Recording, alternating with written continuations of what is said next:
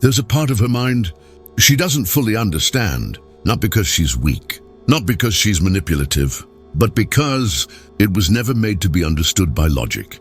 Sigmund Freud, the father of psychoanalysis, didn't just open the door to the human psyche. He walked into the forbidden room, the one most men are afraid to even peek inside. And what he found shocked even him. This video isn't for the faint-hearted. It's not about blame. It's about truth, the kind that shatters illusions and frees you. Let's go deeper. Freud once said, most people do not really want freedom because freedom involves responsibility, and most people are frightened of responsibility. That applies to the mind as much as it does to politics. Most modern minds are allergic to Freud. Why? Because he dared to expose the parts of human nature we want to pretend don't exist, especially in women, especially when it comes to desire, power, and the unconscious mind. But if you want mastery over your life, your relationships, your purpose, you don't get there by avoiding the dark. You get there by understanding it. So here's what Freud really discovered about the female psyche and what she can't control, even if she thinks she can. Freud's greatest insight: you are not in control of your mind, at least not fully. What you think is your conscious self is just the tip of the iceberg.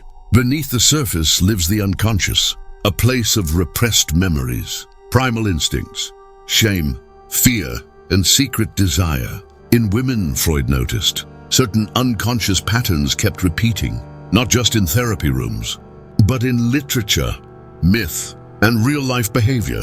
He called them drives: the life drive, eros, and the death drive, thanatos. Eros is creation, connection, love, and seduction.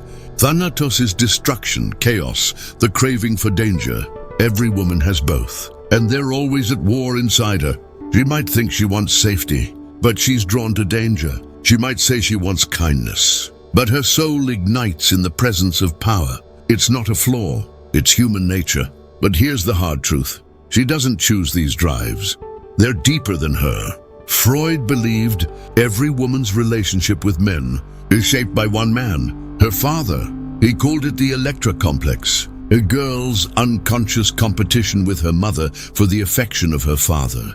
Now, before you reject that as outdated nonsense, look closer. Have you ever met a woman who dates men just like her father, even if he was absent? Cold? Angry? She doesn't realize it, but she's chasing what was withheld.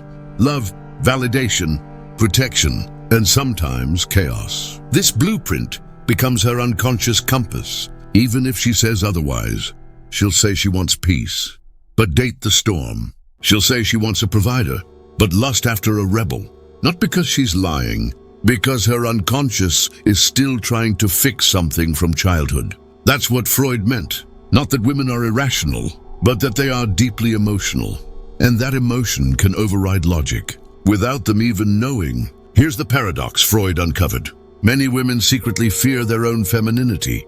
They're taught to be strong, smart, successful, to lead, to win, to climb the ladder.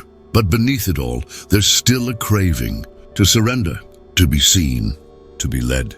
And that terrifies them, because in today's world, vulnerability feels dangerous. Feminine softness feels like weakness, so it gets buried, mocked, even hated. But what's repressed doesn't die.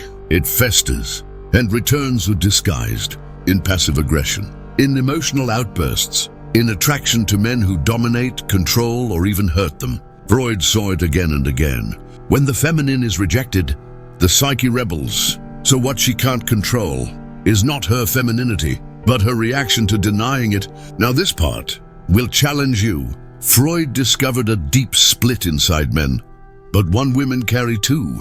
It's called the Madonna-Whore Complex. Men often struggle to see a woman as both sacred and sexual, nurturing and wild. But women carry this same division within themselves. She wants to be adored, but also desired. She wants to be respected, but also ravished. She wants to be the Madonna, but the whore haunts her shadow. When she represses one, the other gets distorted. If she rejects her sexuality, she becomes cold, controlling, hard. If she rejects her purity, She loses herself in chaos, attention, emptiness. And most tragic of all, she rarely knows it's happening. It's not conscious. It's not evil. It's the psyche trying to balance itself. Freud never blamed women.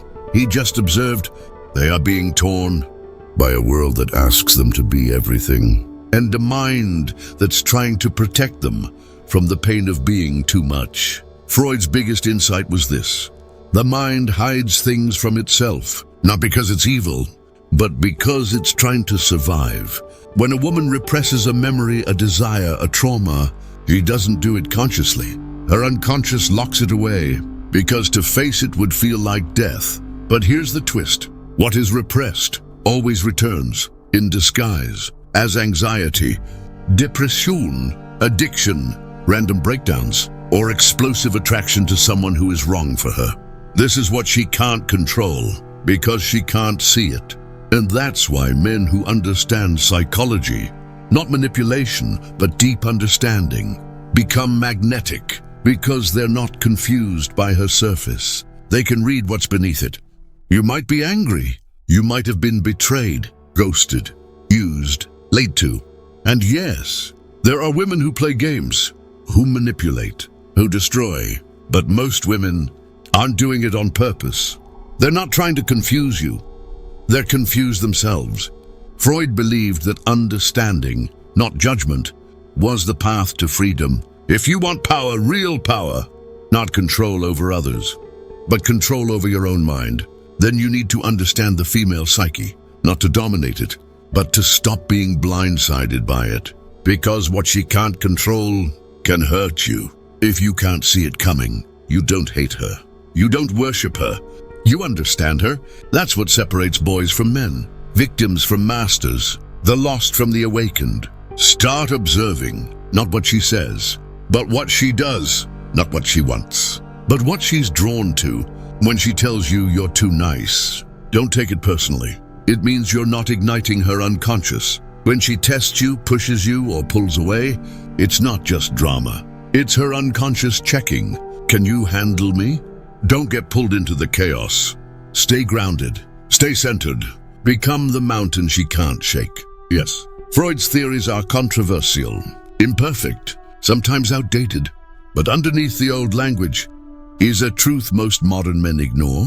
You cannot master the external world until you've mastered the unconscious one. And that includes hers. Not to control her, but to protect yourself, to see clearly, to lead, not chase, to love, not lose yourself. Because when you understand her darkness, you're no longer afraid of it. And when you're no longer afraid, you're free.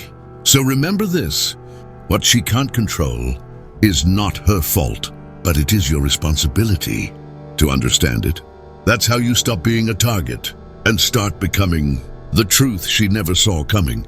If you want more videos like this, raw, unfiltered, grounded in ancient psychology and modern truth, subscribe. This channel is not for everyone, but if you're ready to stop being naive and start becoming unshakable, you're exactly where you need to be. See you in the next one.